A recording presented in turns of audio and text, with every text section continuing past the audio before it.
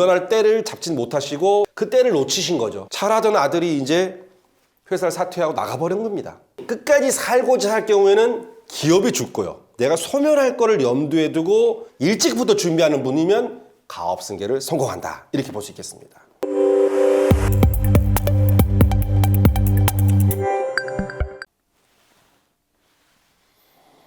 안녕하십니까. 기업병력연구소의 김기백입니다. 오늘은 가업 승계란 무엇인가 그 두 번째 시간입니다. 지난 시간에는 상속하지 말고 승계하라 이 말씀으로 가업 승계에 대해서 좀 이해를 도모했는데요. 오늘 그 두 번째 시간으로 물려주려고 하지 말고 존속해 하라. 이걸로 가업 승계를 좀 깊이 있게 이해를 해보겠습니다. 결국은 승계란 무엇이냐면 뭔가 갖고 있는 거를 다음 세대에게 전하는 것, 물려주는 것.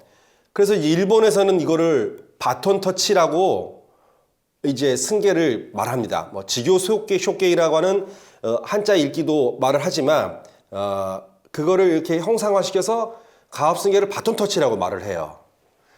이 릴레이 같은 거죠. 그래서 내 손에 쥐고 있는 봉을 다음 주자에게 건네는 것. 이걸 이제 승계, 물려주는 것라고 하지만 그러다 보니까 뭐냐면 이 물려주는 행위, 갖고 있는 거를 전달하는 거에 너무 중점을 두게 된다는 거죠, 그게. 그래서 사장의 자리를 물려주고 어떤 자금에 대한 혹은 경영에 대한 권한을 물려주고 혹은 이 재산을 물려주는 이런 거죠. 자리와 권한과 재산과 뭐 이런 등등을 물려주는 거에 집중하다 보니까 정작 이 승계의 본연의 뜻인 기업을 존속해 하는 거에 놓치는 부분이 생긴다는 거죠. 그래서 처음에 이제 기업백년연구소라는 말을 정할 때도 가업승계 연구회 등등의 여러 가지 후보가 있었어요. 근데 저희가 기업백년연구소라고 이름을 지은 이유는 승계는 결국은 기업 100년 동안 지속해야 하고 존속해야 하는 과정일 뿐이다 라는 거죠. 따라서 기업이 존속한다. 세 가지 경우를 말씀드릴 수 있을 것 같아요. 경영자가 교체되어도 기업이 흔들리지 않고 존속하는 것. 두 번째는 임직원이 바뀌어도 기업의 핵심 역량을 유지하고 존속하는 것. 세 번째로는 시대가 변해도 회사의 기업의 정체성을 잃지 않고 존속하는 것. 이 세 가지인 것 같아요. 다시 한번 정리하면 경영자가 교체되어도 기업이 흔들리지 않고 존속하는 것. 임직원이 바뀌어도 핵심 역량을 유지하며 존속하는 것. 시대가 변해도 기업의 정체성을 잃지 않고 존속하는 것.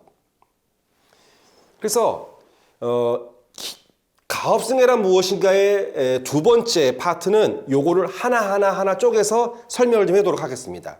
즉 오늘 그 첫 번째, 두 번째 첫 번째 시간에는 경영자가 교체되어도 기업이 흔들리지 않고 존속하는 것. 이 부분에 대해서 한번 심도 깊게 설명을 좀 드릴까 합니다. 우리가 존경하는 여러 가지 역사적 인물 중에 이순신 장군 있지 않습니까? 이순신 장군이 남긴 말 중에 여러분이 잘 알고 있는 거 있죠. 생즉사, 사즉생. 뭔죠? 살고자 하면 죽을 것이요, 죽고자 하면 살 것이다. 기업이 경영자가 교체되어도 존속하게 만드는 건데, 그리고 100년을 가려고 그러면 세대가 4번 정도, 뭐 짧은 3세대도 가능하지만 온전히 100년을 가려면 4세대가 원활하게 승계가 이루어져야 되는 거죠. 단순히 손에 있는 바톤을 넘겨준다고 생각한다면 이 4번 주자가 100m라는 짧은 시간을 도는 거는 어렵지 않은데 100년 동안 이 손에 쥔 바톤을 4명의 세대가 대물림하면서 건네는 거는 어려울 수 있다. 어떻게? 기업을 계속 존속해 하는 거에 있어서. 중소기업, 중견기업은 결국은 이 경영자, 경영 실권자가 차지하는 부분이 굉장히 높은데요. 본인이 끝까지 살고자 할 경우에는 기업이 죽고요. 내가 은퇴를 빨리 하고 회사에서 사라진 거를 상정하고 어떤 걸 준비하는, 즉 내가 죽을 거를 염두에 두고 내가 소멸할 거를 염두에 두고 기업이 그럼에도 불구하고 어떻게 존속하게 할 것인가를 일찍부터 준비하는 분이면 가업승계를 성공한다. 이렇게 볼 수 있겠습니다. 사례를 몇 가지 들어볼게요. 첫 번째 경우는 모 회사가 8층짜리 사옥에 있는 회사인데 매달 한 번씩 기이한 현상이 발생한답니다. 8층에 이제 비상계단이 있을 텐데요. 비상계단에 전 직원이 쭉 줄을 선대요. 8층부터 1층까지. 전 직원이 아니 이렇게 200여 명 되는데 줄을 서는 거죠. 한 달에 한 번. 무슨 일 하겠습니까? 예, 월급날입니다. 노 회장님이 매일같이 회사에 출근하시고요. 월급날이면 노랑 봉투에 그게 이제 10년 전에 있었던 일인데 아마 노 회장님 지금도 건강하실지는 저도 궁금합니다만 노란 봉투에 월급을 현금으로 빳빳하게 신권으로 은행에서 받아다가 넣어서 회장님 방 책상에 쌓아놓으면 옆에 이제 경리 담당자하고 이제 총무부장께서 앉아 계시면 한 명 한 명 들어와가지고 월급을 노란 봉 담아서 주는 거죠. 이 회장님은 창업 때부터 50년 넘은 회사다 보니 창업 때부터 그게 너무 좋았고요. 어디 가도 한 말씀 하라 그러면 기업인이란 자고로 직원들 월급을 빼놓지 않고 주는 것을 최고의 사명감으로 알고 살아야 돼. 이런 거죠. 틀린 말은 아니지 않습니까? 그래서 이제 그러면 동시에 이제 한 달에 한 번 회사 커짐에 따라서 얼굴을 못 보는 직원도 있는데 이렇게 해서 맨투맨으로 직접 월급을 줄 때 적어도 한 번씩 얼굴을 볼 수 있는 거죠. 이 회장님의 경영 철학이고 이분은 그거를 이 회사에 이제 자녀분도 손자들도 들어와 있었는데 그걸 끝까지 자기만의 그걸로 이렇게 고유의 영역으로 가져가셨던 거죠. 불만은 많죠. 당일날 거의 이제 한 반나절 정도는 그 세레모니를 하느라고 시간을 보내게 되는데 감히 이 노 회장님의 그 경영 철학에 누가 손을 못 대는 거죠. 즉 호랑이 목에 방울을 달 수가 없습니다. 그거를. 회사에 계시는 한. 결국 이제 이어진 여러 가지 에피소드가 있습니다만 올라와요. 그래서 이제 그래 자네는 이제 결혼을 해야지 그랬는데 저 3년 전에 결혼했습니다 회장님 이렇게 되는 거죠. 그래 딱 놀라워요. 자네는 그 애가 잘 크고 있나? 그래 학교 다닌다고 그랬지? 아닙니다. 졸업해서요 직장 다니다가 지난달에 결혼했습니다. 이렇게 드리는 거죠. 그런가? 그래서 이제 나름 회장님의 경영 철학이지만 그게 이제 회사 전체의 분위기를 좌지우지하게 되는 그런 문제가 있는 거죠. 두 번째 회사의 경우는 이제 그런 일들이 여러 회사에서 발생을 하는 거죠. 인천에 있는 회사인데요. 회장님 87세입니다. 제가 만난 분 중에 가장 고령이었어요. 이분도 한 7, 8년, 12년 정도 되는 회사인데 그 뒤에까지 소식을 듣긴 들었습니다만 자녀가 3분 있었는데 첫째 아들에게 승계를 했어요. 20년 전에. 본인도 이제 50 넘어서 창업을 하신 분이라 30년 넘은 회사인데 본인이 하고 10년째 돼서 65세가 됐을 때 큰 아들을 회사에 불러다가 회사에 승계를 준비하신 거예요. 근데 못 믿어온 거죠, 아들이. 그래서 계속 경영실권을 가지고 매일매일 출근하시고 왕성하게 내가 회사를 나와가는 게 건강을 지키는 길이야.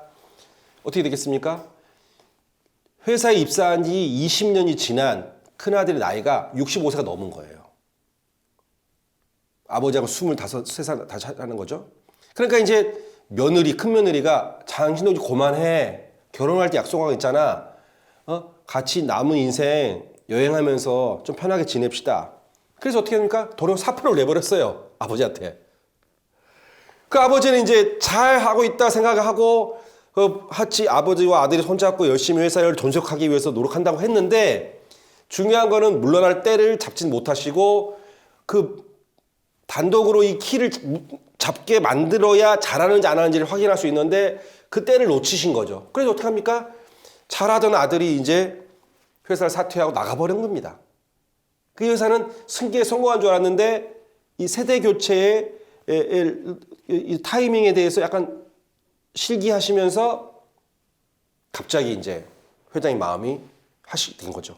그래서 다른 회사에서 열심히 근무하고 있는 막내를 데려다가 왜 나이가 좀 많이 있어야 본인이 더 늦게까지 회사에 있어도 이 나이가 덜 찰 것 같으니까는 막내 아들을 불러서 그것도 막내 아들도 52이었어요. 52 된 아들을 불러서 부랴부랴 이제 승계를 더 이어가셨던 그런 경험이 있습니다. 즉 경영자가 바뀌어도 회사가 존속하게 하는데 그 타이밍을 어떻게 잡을 것이냐. 물론 그렇습니다. 회장님들은 밤낮 없이 일을 하시면서 소위 불사신의 어떤 그런 존재로 살아왔고, 내가 아니면 안 된다는, 내가 마지막이다, 내 책임에 무한 책임이 있다는 마음으로 해오셨기 때문에 사실은 회사를 성장시킬 수 있었던 거죠. 그런데 생즉사 사직생의 마음으로 돌아보면 회사에 내가 없다, 이런 가정을 한다는 것 자체가 사실은 어려운 상상일 수 있어요. 어려운 존재 조건일 수 있습니다. 그래서 모 회사의 경우는 사모님하고 큰아들, 즉 회사를 물려받게 될 예정이고 꽤 오랫동안 회사에 근무했던 둘이 모자지간에 작전을 짜가지고요. 회사에 회장님이 안 계시더라도 잘 돌아간다는 걸 느끼게 해드리고 싶어가지고 지중해 13박 14일짜리 크루즈를 예매를 하는 거죠. 그래서 여보, 이제 칠순이 훌쩍 넘으신 사모님께서 나 소원이 있어. 당신 해준다고 그랬잖아. 그래서 지중해 크루즈 한번 타자. 거기 다 있대. 맛있는 거 다 하고 뭐 산에 진미 다 실리고 거기에 뭐 편하게 쉬고 5성급 호텔에 그렇대. 그래서 이제 아드님이 그런 때를 맞춰서 13일 앞뒤에서 한 보름 넘게 회사에 출근하지 않는 날을 만들어 드린 거죠. 그래도 불안해가지고 이제 어떻게 내가 가도 뭐 그래서 막 가기 전날부터 막 보름 전부터 회를 불러가지고 회의를 막 하면서 그 본인이 없는 15일 동안 회사가 잘 굴러갈 수 있도록 막 단단히 준비를 하시겠지만 불편했던 거죠, 임직원들은. 그래서 이제 무사히 여행을 마치시면 엄마도 좋았고 사모님도 좋았고 회사도 이제 그 일 이후부터는 좀 출근도 안 하시고 뜸해지시는 그런 일들이 발생했다. 이렇게 이제 그런 사례를 말씀드릴 수 있겠습니다. 좋은 사례는 없냐? 태국에 한번 제가 간 적이 있었는데요. 호텔에 이제 숙박을 하고 일 다 본 다음에 그날은 이제 시내 투어를 하고 싶어가지고 프론트에다가 시투어를 신청을 했어요. 그럼 호텔에서 이제 12인승짜리 봉고를 하나 마련해가지고 태웠는데 저희 팀이 한 5명밖에 안 돼서 추가로 신청을 더 받은 다음에 한 2팀을 더 해서 총 한 3팀 정도가 봉고차 타서 태국 시내를 투어를 한 적이 있었는데 그 참가한 그 다른 팀들 중에 나이가 한 40대 중반 되고 아이가 중학생 정도 되는 탔어요. 그 아버지가 이제 쭉 보면서 막 창 넘어 설명을 하는 거예요.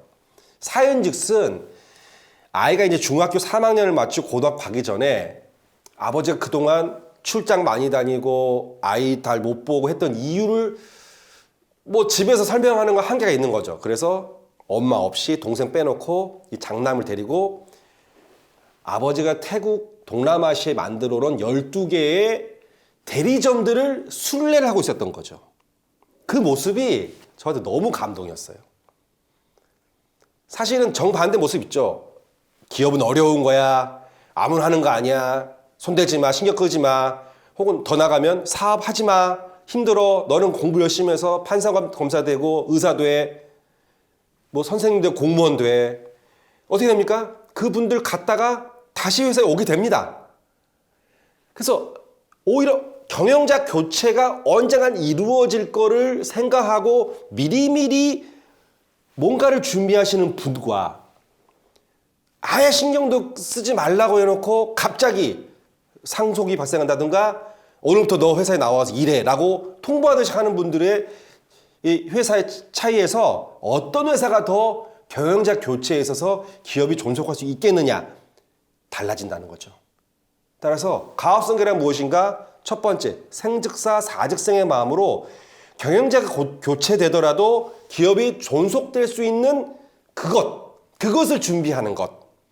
그런 사람을 준비하고 그 사람이 마음으로 준비, 몸으로 준비, 머리로 뭔가를 준비할 수 있는 그것을 충실하게 하는 것이 곧 기업을 100년 가게 하는 거고 승계를 성공하는 기업이 되는 그 길입니다. 오늘은 가업승계란 무엇인가 큰 두 번째 파트에 물려주지 말고 존속케 하라. 그 첫 번째 시간, 경영자가 교체되어도 기업이 존속될 수 있도록 하라. 이 부분에 대한 몇 가지 사례 설명드리면서 나의 경우는 어떠한가? 나는 언제 은퇴할 거고 그 시점에선 새로운 다음 세대 경영자가 준비가 되어 있을 것인가? 그런 부분들을 생각을 할 수 있는 그런 반복하다 보면은 훌륭한 성공하는 승계를 이룰 수 있을 것이라고 생각합니다. 이상으로 기업병력연구소의 김기백이었습니다. 감사합니다.